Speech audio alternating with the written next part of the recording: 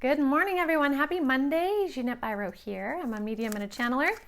Welcome to your weekday daily card reading where we dive into the cards, see what's in store with a message from the Spirit.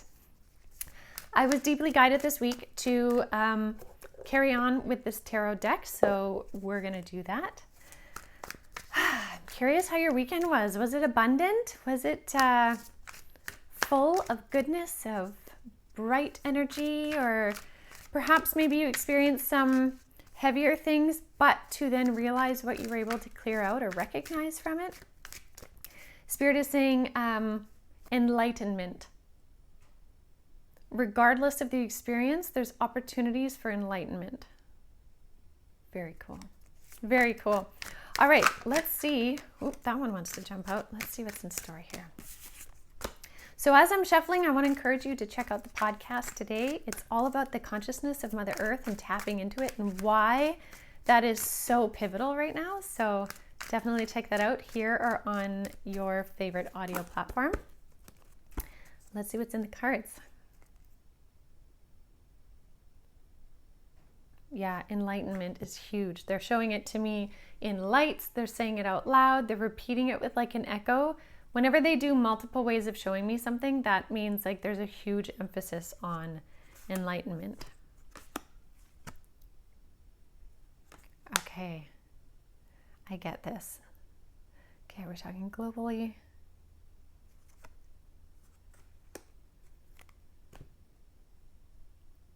Okay, so interesting. So, gosh, where do I start? With the concept of enlightenment, we're going to start with the Eight of Swords. So when I was saying to Spirit, do you mean globally or do you mean independently? It can be everything, essentially. But the Eight of Swords is a card of worry. And this person here feels, is blindfolded and tied up, totally in worry. And it's a worry that is created more so within. It's one where we don't have strong enough boundaries with either what's coming at us, our own mind and thoughts. It's just this worry that is accumulated and ramped up from within, not realizing that we have swords around us to cut the ties that bind so that we can remove the blindfold. And swords represent the mind. So that's why this is so heavy about the mind. Sometimes we can wrap ourselves up so much in such a confined limitation, we don't realize what's actually available to us around us, and that there is beauty and abundance around us. So with the concept of enlightenment, this card is really saying, like, recognize where you might be tightly bound in your life. Maybe it's in your point of view or perspective. Maybe it's in narratives you just haven't let go of yet. Fear, whatever it may be, look directly at it. Look directly at it. And the reason why I say that is our jumper card today is the Queen of Wands. And the Queen of Wands is, regardless of gender, someone standing in their power, recognizing their power. And this Queen of Wands sits on this throne, has her black cat there. And at the time in which tarot was created, the black cat was really symbolic of like sorcery and witchcraft. And you didn't want to share with anyone if you actually had a black cat, because that was a total indicator that you were a witch and you were bad and you were, all of these negative things. But this queen here knows she is not that label. She's sitting in bright, beautiful colors of energy, of passion, and she sits there with her cat in front of her. In traditional tarot, is it in front of her or on her lap? I can't remember. I think it's just in front. Anyways, this is like standing in your power and saying, this is who I am. This is what I'm about. And when we do that, we actually step more into enlightenment.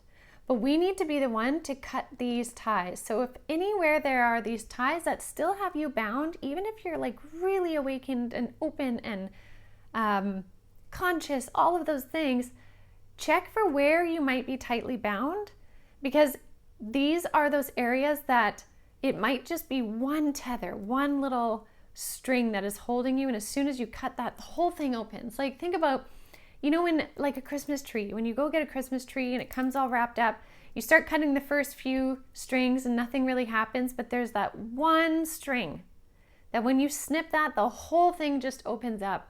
That's kind of the energy I'm getting. Because what's happening here is many of you, within this energy of change, many of you have been feeling like it is slow. And I mean, that's true. That's very true, depending on our perspective. You could look at some things in your life and see, wow, that all happened really fast. And you can look at other things and think, that is so slow going. And it is true, but the thing to remember is the Six of Swords energy. It is energy in motion. These changes that are happening are in motion. They are in the transition, in the transformation. So whatever you do, don't block yourself by having yourself bound by something.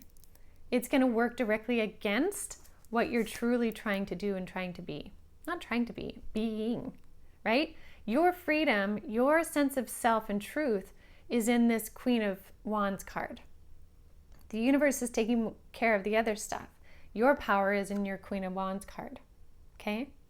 And within that, when you really sit in this power energy here, this last card that came up is the Two of Cups.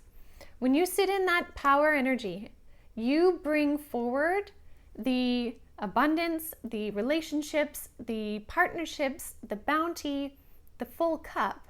You bring that forward to you. The universe, represented up here, helps to create that alignment to happen. And so by you staying in your position of power and you cutting those ties and being more and more enlightened, and I do not mean enlightened in a way of like ego, right? Like I'm so enlightened. She or he is so enlightened. It's not that. Enlightening, when Spirit says it, it means shining a light on, seeing clearer. However, as humans on this planet, we are always going to be learning. It's always going to be a progression of, I'm still continually learning and humbled along the way and in awe along the way and confused along the way. And then I get it. And then like, it's those cycles of growth, but we can do those cycles of growth in our personal power. And as we do that, we draw forward those beautiful, bountiful pieces. And so this is this energy that Spirit's bringing through today is trust those pieces are coming to you and celebrate when they do unfold and they do arrive, and release any ties that you find holding you back so that you can be at your greatest point of freedom as you journey this week. So, what a beautiful start to our week. I hope you feel the energy of that. And I will leave that with all of you for now. So definitely check out the podcast as well.